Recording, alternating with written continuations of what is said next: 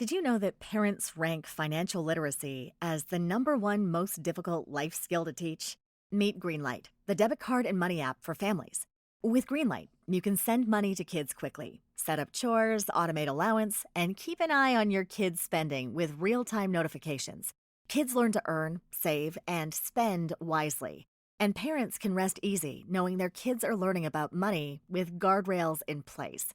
Try Greenlight risk-free today at greenlight.com/getstarted. That's GREENLIGHT.com/getstarted. And then the Woldasher Mizzle, it's like a fairy person who just happened to be named the same thing as the shoes. How do you keep track of all of this in your head? It seems... It's just kind of thrown upon us like, you don't really keep track of it. Fine. There you guys are. Finally, you got to help me. What's the matter? So Noah and Cecil started to read about the battle for the castle of Itter or whatever, and they both got super excited about a castle battle that they hadn't heard about yet. Noah, what's the angle on those shamwicks? 45 degrees. And they're looking a little high. Can you check them again, man? Right, but Eli, the battle for Castle Itter was more of a prison break than a castle battle. There's no like knights or archers or anything like that. I know. I tried to tell them that, but they kept telling me that I needed to change into some authentic vestments if I wanted them to listen to me. Yeah, I don't worry about that. I'll explain to them the mistake, and they'll be happy to do the essay as I wrote it, I'm sure. You might want to let them finish upstairs before you break the news to them, Tom. Why? What's up there? That's where they're boiling the tar. I mean, I can wait till they're downstairs. Good call. Yeah, wait till they get downstairs. Yeah.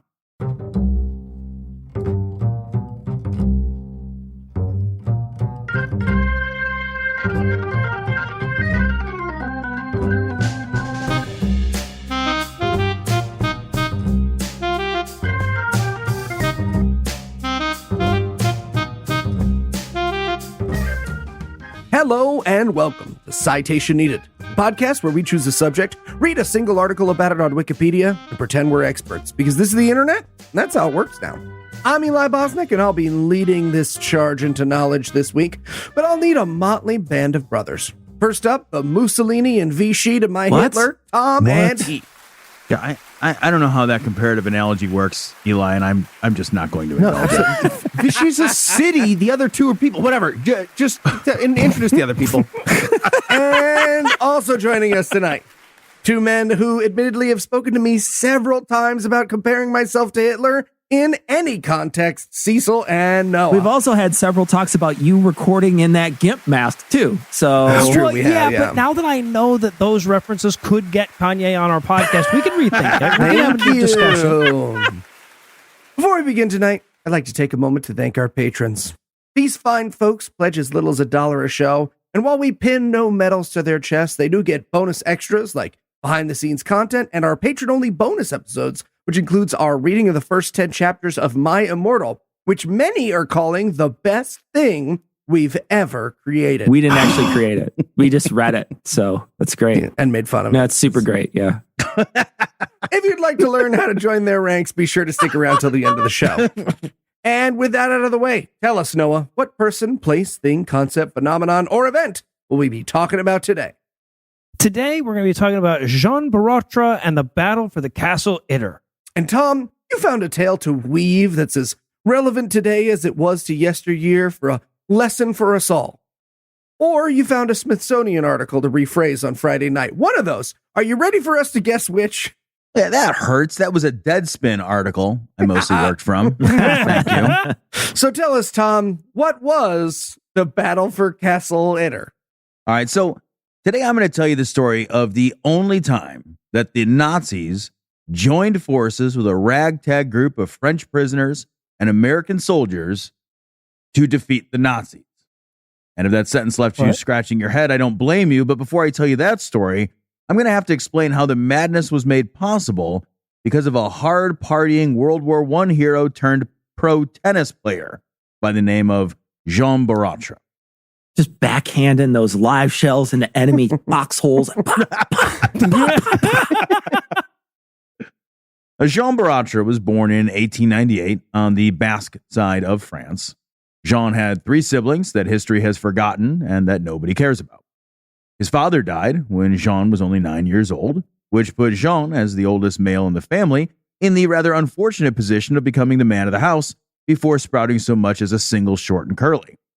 While this was undoubtedly a lot of pressure, Jean's remarkable aptitude for handling pressure was on display early, and he set his sights on doing everything he could to attend the highly selective and famous engineering school, which I will mispronounce, École Polytechnique. Nailed it. Sure, but back then, engineering was just the wheel and the pulley, the end. So no wonder a 9-year-old could do it. I mean, Tom, I think it's weird how often you point out how historically irrelevant your subject's relatives were. I feel like you're rubbing it in. Right? Why can't you play tennis like your brother? Jeez. Despite having to help support his family as a fourth grader, Jean was eventually admitted to this prestigious school. I think he did fine academically, but nobody really cares. This isn't a story about some boring engineer. What Jean really got into was a game called pelota, which is a variation on racquetball, which itself is kind of like tennis, except it's played in a concrete box made of echoes. I like that it's just called ball. That's right. Isn't that just ball in Spanish? Jean didn't play tennis even once until he was 14 years old, when he played in England, where he'd been sent for a short time to learn to speak English. And he didn't seem terribly interested in the game. When you learn English for tennis, you have to speak it through your teeth like the rich guy on Gilligan's Island. You're like this. You have to talk like this. Now then came World War I, which has a way of refocusing one's attention away from racket sports and engineering schools, and in Jean's case, towards becoming an artilleryman in 1916. They kept having to tell him he didn't need to throw the shell in the air before he put it in the cannon. It was a whole thing. Jean served in the artillery with distinction until the end of the war, after which he became the sports officer for the French Army of the Rhine. This is the highly essential military role of organizing sports tournaments and games for the troops. Now here's the part that I love. One day, as the organizer for a tennis game, Jean was forced to pick up a racket and play when one of the players in the doubles tournament didn't show. It turned out that he was a tennis natural, and he and his partner went on to the finals in the Army of the Rhine doubles championship. He starts just walking towards the other trenches with a tennis racket. He's climbing over barbed wire. No, real timeout. Real timeout. We need a fourth. Never mind. After returning home from the war, Jean and his brother got into tennis big time, and they would spend day after day at the local tennis club, hitting balls back and forth. But Jean had made a promise to his mother before going off to war that if he returned from the war, he'd finish his education. So Jean re-enrolled at the impossible-to-pronounce École Polytechnique, and 2 years later, he had the degree he promised he'd earned in hand. But Jean had found his real passion, and it was tennis. Good for him, because it's weird that his mom put conditions on him not dying in the war, right? Like, that is weird, right? Don't think that just because you survive a war, you can come here and be a layabout. Right, yeah. And he was crazy good at tennis. He wasn't well coached and he wasn't well trained. He started playing the game seriously much too late to be a serious player.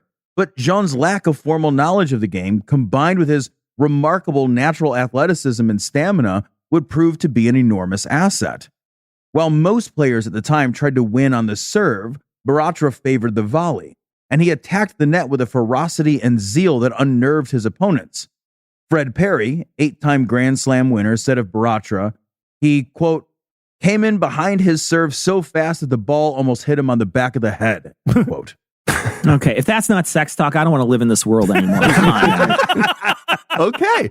Cecil's a serve and volley guy, sexually speaking. Yeah. I'm a ground strokes guy, but yeah. Two-handed backhand. Go ahead. Fault? Is fault one? I think I'm fault. Yeah. Love. No. Jean was also a huge fucking ham about the way he played. So here's this guy. He's too old. He's too untrained. He's got a bad serve. He's constantly violating something called the foot fault rule. I don't know what that is. And he was winning big in professional tournaments. And he wasn't just good. He was a huge showboat about the whole thing. When he would hit a wide shot into the crowd, he'd jump into the crowd and kiss the hands of the women in the stands, apologizing and flirting. If he was set to play 5 matches in a day, he'd bring 5 flamboyant berets, and then at tense critical moments of each match, he'd make a big production of walking over and selecting which hat to wear to continue, vamping and working the crowd into his selection like a clown at a circus. And it wasn't just antics. Jean was quite the verbose player, frequently hurling barbs and insults at officials, opponents, and anyone in the crowd he suspected might not be cheering for him. Jean also played tennis like it was a Texas Hold'em game, bluffing and calling his opponent to win a series. I am admittedly not a sports guy, but I gather from my reading that tennis is usually a series of games or sets between opponents rather than just a single game that determines the winner.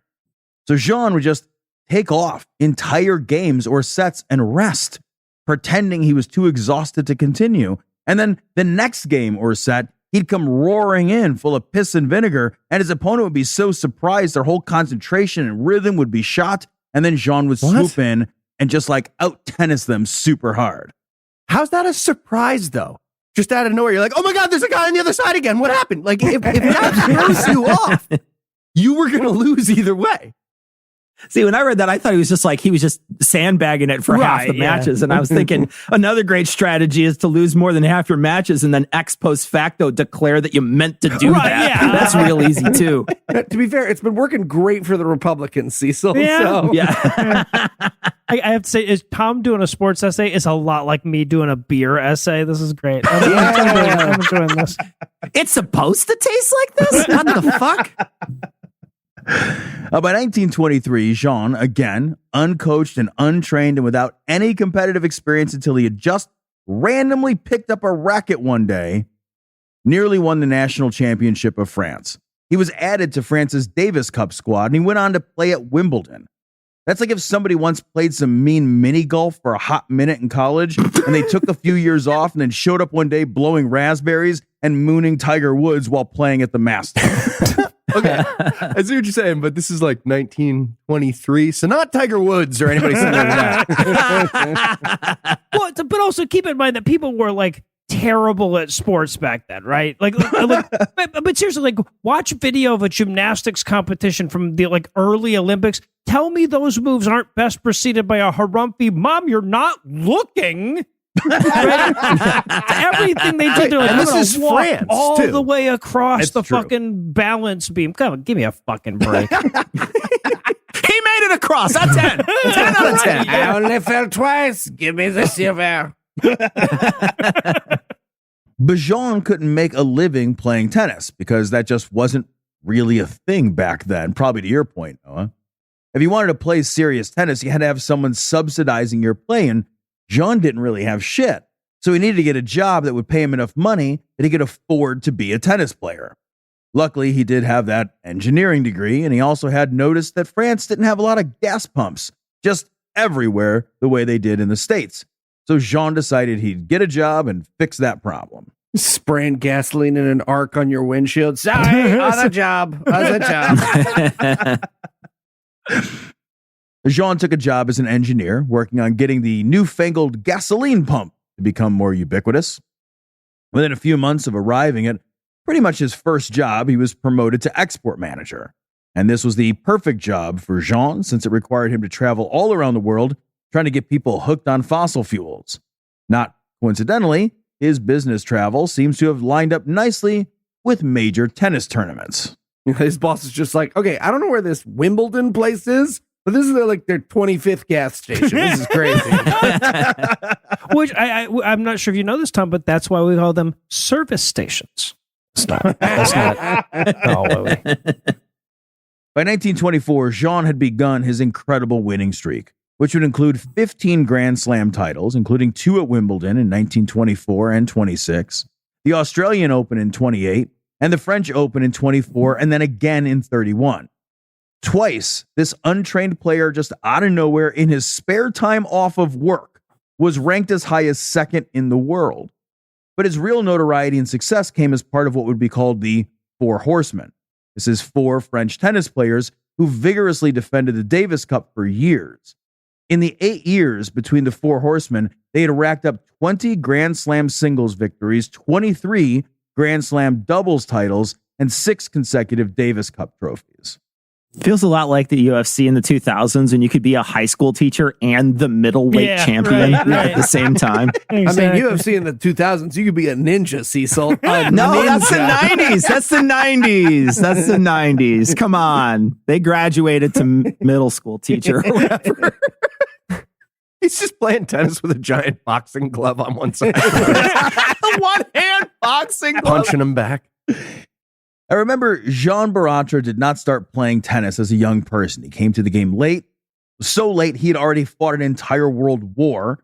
And after a stunning and somewhat controversial final win in the Davis Cup, Jean was set to retire and then maybe become a broadcaster or perhaps sports columnist.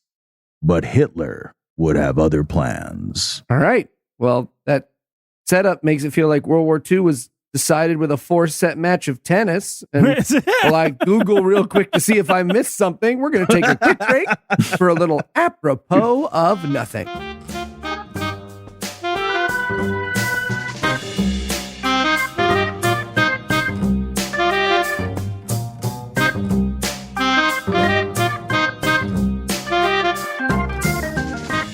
And here we have the 2 finalists for the 1910 Grand Slam Open.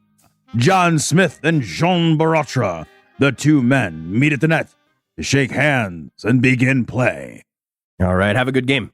Indeed it shall be. I shall give you a kiss. Come here. No, get off me. Stop it. Stop it. Yes, sir. I am too tired for this first match. I surrender. What? Not how tennis works. Very well, sir. And for the second match? I am well again. Surprise, it is me. It was literally always you. What? What do you say? Double or nothing? Nope. No. Oh, you can't actually do that, sir.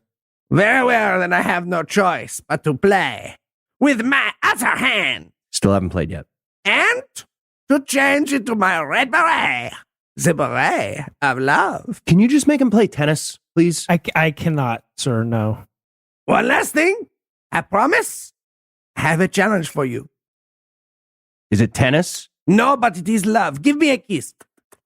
Borotra wins. I hate you all so much.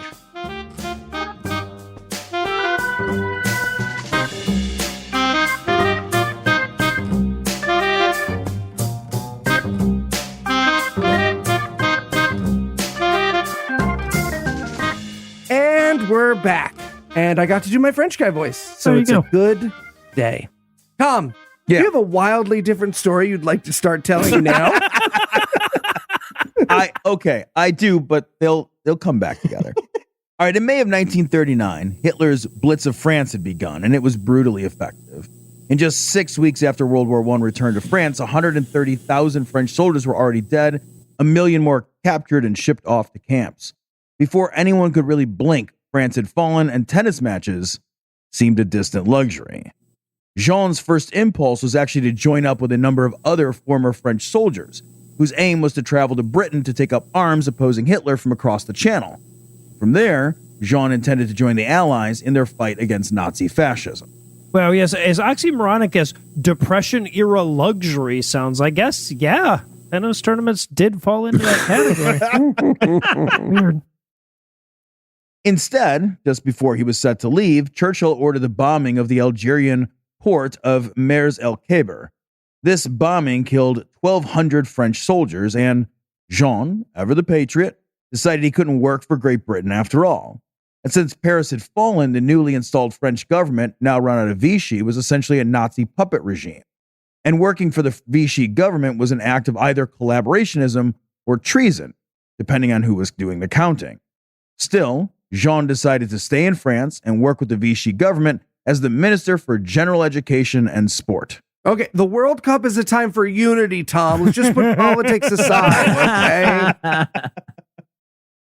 Jean had some pretty, shall we say, unusual ideas about the role of sports and fitness as a function of public policy. He believed that a lack of emphasis on sports and fitness in schools were creating a generation ill-equipped for the rigors and difficulties of life, and that schools prioritized book learning over physical education, and that was some real bullshit. I bet we should be more athletic. It's a super easy sell in a country that just got its ass kicked in a war like during 6 weeks of a campaign, right? I feel like that was a pretty easy sell at that particular time in history. Ooh, back to the drawing board. Jean saw his appointment into the Vichy regime as an opportunity to fix both of those problems. He set about working on a curriculum which would include a minimum of 9 hours of compulsory gym class every week, and which would involve building an athletic field in every city in France, no matter how small.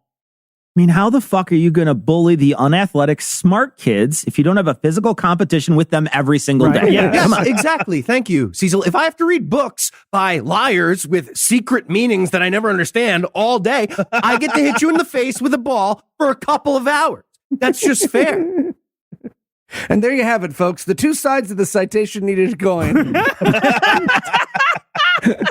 And you might be wondering, what value does any of this nonsense have in the midst of an existential war against the Nazis? That would be a great question. A question that eventually even the collaborationist Vichy regime also asked. Jean's ardent patriotism and his annoying insistence on improving the physical well-being of the French people at a time when the physical well-being of the French people was not much of a concern for the German powers that be, finally came to a head.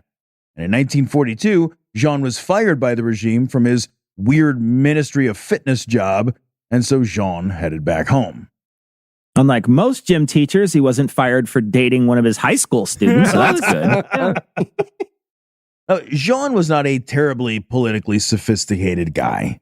He was used to winning tennis matches and showboating about as a national celebrity, and this whole fired thing had really soured him on collaborating with the Nazi oppressors. So he decided again that he would join the fight against the Nazis, but first he had to tell someone in the Vichy government about his plans to basically betray the German-installed puppet regime, and wouldn't you know it, that didn't work out for him. He's just sadly taking a closet full of warm-up suits off the hangers. Okay, maybe I don't like the Nazis. You know what? This is my line. This is weird. You know, this is my line. Now, at the train station, Jean was captured by 2 Gestapo thugs. Jean was held for 7 days and interrogated and given truth serum, which is nothing, and is also about as much as Jean knew about anything important. From there, he was sent to a concentration camp outside of Berlin, and he was kept in solitary confinement without running water or a toilet for 6 months. But when you are an international celebrity, even in times of brutal fucking war with the actual Nazis, the privilege train rolls on. Because the King of Sweden, a big tennis fan, had heard of Borotra's capture and imprisonment and lobbied to have Jean move to a better, swankier Nazi prison. Oh, every shower comes with Zyklon A instead of Zyklon B. Very nice. Upgrade. I mean, look, 6 months without a toilet. He was busting out of that prison with or without the King of Sweden. So. Which finally brings us to Castle Itter, the site of that prison. Boo! More tennis talk. More tennis talk. Boo! All right, so wait, so page 9 of 12, Tom doesn't get to give me shit about getting to the subject below the fold anymore, okay? I just want to make that clear. The fold was when we had these things. It was don't worry about it. This. A Castle Itter is a small castle on a hill in Austria. When the Nazis took shit over, they converted the castle into a prison for the VIP set. These were prisoners that had enough social or political value that the Nazis wanted to keep them alive so they could use them likely for prisoner exchanges. Okay, I feel like that's a judgy moment when you show up. Just like, hey, so yeah, I'm a nuclear scientist and new guy. What'd you do? You played a little tennis? Cool. That makes sense. That's great. Real threat to the Reich. Now, compared to the run-of-the-mill Nazi concentration camps, Castle Itter was pretty posh. There was enough food for people to eat more than a single meal every day, and they were allowed to talk with fellow hostages, and even from time to time to correspond with their families. Jean would live at Castle Itter for 2 years. I mean, like pretty posh at this point was contains shit receptacle, but yeah, I mean that sounds nice, I guess. In 1944, Paris was retaken from the Nazi hordes, and Hitler died a coward in a bunker not long after. And I think modern listeners would think that as these things were happening, As the Red Army of Russia swept across Europe, crushing the Germans before them, they might be tempted to really say, great, now everyone's been saved. But it doesn't work that way. Tom, I swear, if Nick Fuentes is waiting on your side of the mic to warn us about the dangers of communism. Now, for the prisoners in Castle Itter, this was actually the most fraught moment in the entire war. Even though the guards abandoned the castle itself, leaving the prisoners technically free, they were very far from safe. The value of these prisoners as political currency had just collapsed, and they understood this. The area surrounding the castle was absolutely crawling with SS soldiers, some loyal true believers, others fearful that any living prisoners might tell on them for, being Nazis. And while the war itself was quickly collapsing, so too was the only thing shielding Borotra and his fellow prisoners from certain death. The men held at Castle Itter knew they needed to get help, and Borotra volunteered. Slipping out a window in the castle, Borotra began his journey for help, dressed as a, quote, dim-witted peasant, end quote.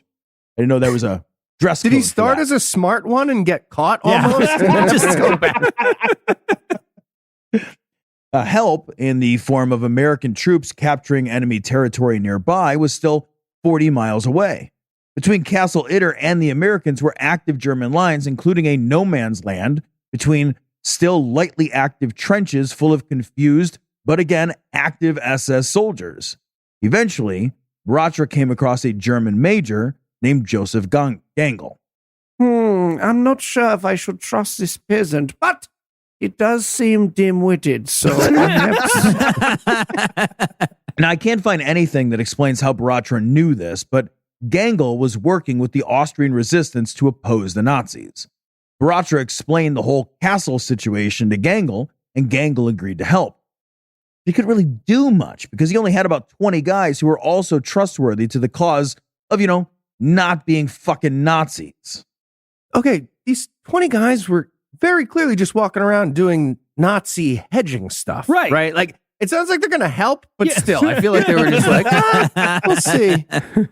Now, taking a big white flag and a huge chance, Gangel met up with and approached the American 23rd Tank Battalion. He spoke with Captain Jack Lee, who explained that, a famous tennis player dressed as an idiot needed them to help storm a castle. finally we're rescued. Can I take off this Rangers jersey? Do you know now that I'm on your side? Now, perhaps because the story was too insane to be made up, Captain Lee agreed to lead a rescue mission. And so it was that 20 German soldiers, along with the American 23rd Tank Battalion, marched together back to Castle Itter. They parked their tank, of which, by the way, they only had one left, at the castle entrance and entered the castle to prepare for the inevitable German attack. I feel like you have to lose the official battalion title at a certain number of tanks, though, right? Like, you can't. You're a battalionette, right? So, like, maybe. The prisoners, many of them old men, were armed with what weapons the guards had left behind, and the castle entrance was further reinforced. The help had come just in time. By dawn of the next day, the SS attacked the castle, destroying the tank at the castle entrance. A firefight ensued, and for a full day, in the very last days of the war, Americans, Germans, and the French fought together to defend a castle from the German SS invaders. It's a good thing they won because the consequences would have been super embarrassing. Like, oh, okay, go back inside, right? Like, it really loses its own. And this motley crew, they did unbelievably well. The only casualty on the side of the not Nazis was Joseph Gangel, who was killed by a sniper. 100 SS troops were captured as prisoners of war. Now, you might be wondering if this little nothing burger of a battle was really all that noteworthy as more than just a footnote or a piece of trivia, but that's because I've withheld some key information until now. Of the prisoners at Castle Itter, 2 of them were former French prime ministers. And these prisoners were instrumental after the war in rebuilding and reformulating the policies that propelled France forward into the 20th century. Had these prisoners been recaptured and killed, modern-day France might not look the same. All because they were saved by the world's least likely tennis star. All right, Tom. And if you had to summarize what you've learned in one sentence, what would it be? I managed to write a lot of words about a tennis player and still not learn anything about tennis. And are you ready for the quiz? Let's do it. All right, Tom, what's the best name for the Nazis' hotel for POWs? A, the Doubletree Hilton. B, Hilton. Mein Comfort Inn. C, Ritz-Carlton. Or D, Radisson Cawthorn. Fantastic. Radisson So good. Cawthorn all day. That's great. That is correct. Well done. All right, Tom. What lesson can we take away from Jean's story when fighting today's Nazis? A, all you need is love. B, never underestimate the trouble a high school gym teacher can cause. That's true. Or C, if you surround the French with someone from every side, they don't have anyone to surrender to, so they actually do a pretty good job. Jesus Christ. All you need is love. It's A. I like it. It's funny. Correct. Yes. All right, I have one for you, Tom. Over the course of this essay, we've learned that Jean Borotra used to lose some of his tennis matches on purpose to get into his opponent's heads. And we learned that he was right about to not collaborate with the Vichy government when it turned out at the last second that he was actually too patriotic to not commit treason. What other little known fact about him is equally true? A, he was actually just big boned. B, his penis was actually kind of the ideal size because big ones, like really big ones, hurt. C, That one's true, though. I think that's true. C, Yeah. that wasn't a stumble. He was actually just about to start to jog. Or D, he was actually stirring up all that negative press just to drive record numbers of people to Twitter. D. It was D. That's It is D. Well done, sir. So good. All right, Tom. Who's the worst opponent to play in Nazi tennis? A, baseline Rick Himmler. B, Serva Braun. C, Lindsey Graham Slam. Or D, Adolf Racketler. Oh. Racketler. Okay. It's got to be Lindsey Graham Slam. It's got to be Lindsey Graham Slam. That's so good. I'm sorry. It's baseline Rick Himmler. I'm sorry. It's baseline Rick. So hard to make tennis puns. Holy shit, I spent so much time on that. Jesus Christ. Rafa Fuck that Nadal. game. I hate that game. I don't even I fucking hate it. Period. The end. So mad about that. Speaking of things you fucking hate, who do you want to do an essay next week, Oh, Cecil? God damn it, Eli. You get to do it next week. That's Jesus. right. All right. Well, for Noah, Keith, Tom, and Cecil, I'm Eli Bosnick. Thank you for hanging out with us today. We'll be back next week, and by then, I will be an expert on something else. Between now and then, you can hear Noah, Heath, and myself on God-awful movies, The Scathing Atheist, The Skeptocrat, and D&T Minus. You can hear Cecil and Tom over on Cognitive Dissonance. And if you'd like to help keep this show going, you can make a per-episode donation at patreon.com/citationpod or leave us a 5-star review everywhere you can. And if you'd like to get in touch with us, check out past episodes, connect with us on social media, or check the show notes, be sure to check out citationpod.com. And another point for Borotra. He's playing an outstanding match today. I serve you the ball, but which one is the real ball? Gonna murder you guys.